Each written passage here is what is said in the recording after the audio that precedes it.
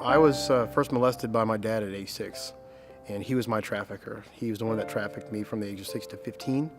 As fate would have it, I ended up in the world of prostitution in my early 20s. You can't get any more real testimony than from a survivor of this, because on the outside of it, it doesn't look that ugly. To a lot of people, it's okay, to buy someone for sex. But what they don't see is the scars, the fear, the terror, and it's all ugly. They don't see that. 1 in 6 boys in America have experienced some form of sexual assault. We don't know the statistics on trafficking, and that's a bigger problem because we know that it's happening. We know that it's happening because we see these boys. 7 years ago, my sister was taken from her home into, the life of prostitution, of child sex trafficking. And the number one priority was finding out where was she and was she alive? Was she okay?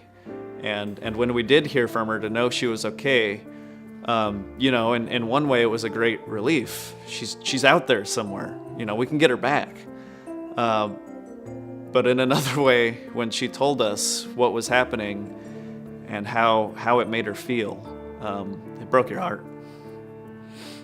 My sister was just so uniquely full of life, and she had that youngest child, the world is about me mentality, and that's what really hurts the worst, is so much of that zest is gone now. And she's recovering. She's doing better. She is, and I want people to know that. It's important to know that the girls who are out there are not lost. There's a way to get them back, but it's a long road. The way that prostitution is portrayed is not what is the reality. It's not just consensual sex and it's a victimless crime. That part is very pervasive still in the minds of many people in this country. It's not Pretty Woman, it's not something that's glamorous, it's not something you just make a lot of money and it's okay. It's not okay. The wake of destruction that this crime leaves is so tremendous, and it has such a huge impact that they don't even realize in society that they need to be behind us in trying to end this. So Backpage is the hub of sex trafficking of youth. We're all subject to the harms brought by Backpage because all of our children are targets. This is not just a socioeconomic issue. This is all of our issue. Backpage makes about $9 million a month from its sale of sex ads. Many of those ads are for the sale of children. If we look at where things were at 5 or 6 years ago, when we had a child who had been pulled into prostitution and sex trafficking, there were 50 or 60 of those kids every year being arrested and charged with prostitution. In 2015, the number of the charges in King County was 0. In 2016, it was 0. That's the number that it should have been all along. But that represents the kind of change that we're seeing. We're totally changing the landscape, and we're setting up new rules and new policies with the help of organizations like Stolen Youth that we won't go back from, that we'll keep moving forward. There is a new attitude from law enforcement, from prosecutors about who these kids are. They are not criminals. They, in fact, are victims, and they deserve the kinds of services, the kinds of sensitivity, our very best work, because they are victims.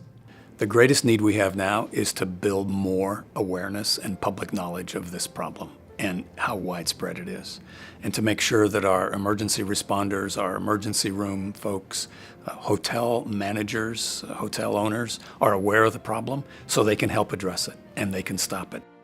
Well, the first impact that Stolen Youth has had on the paradigm shift is education. Education for both law enforcement and the public. So the community now does a better job of giving us information and tips based on these education programs that have been out there, primarily by Stolen Youth. With the Trafficking Prevention for Schools program that Seattle Against Slavery does, that Stolen Youth has helped to fund, we're talking to kids to help them develop the mindset and the attitudes that will keep this from being a problem that's allowed into the future. As a direct result of the funding from Stolen Youth, we have trained hoteliers from over 160 hotels throughout Washington state. The hoteliers that have received our training, 96% of them say that it makes their hotels prevent human trafficking more effectively. Stolen Youth is one whose sole purpose is to focus on this population of young people. They want to know what the demographics are. They want to know what the particular needs are that these kids are presenting with, so that they can make the proposals to their funders to say, here's what we need. They value data. They value what victims are telling them. The dollar is going to be more wisely spent to help this population. They do a good job.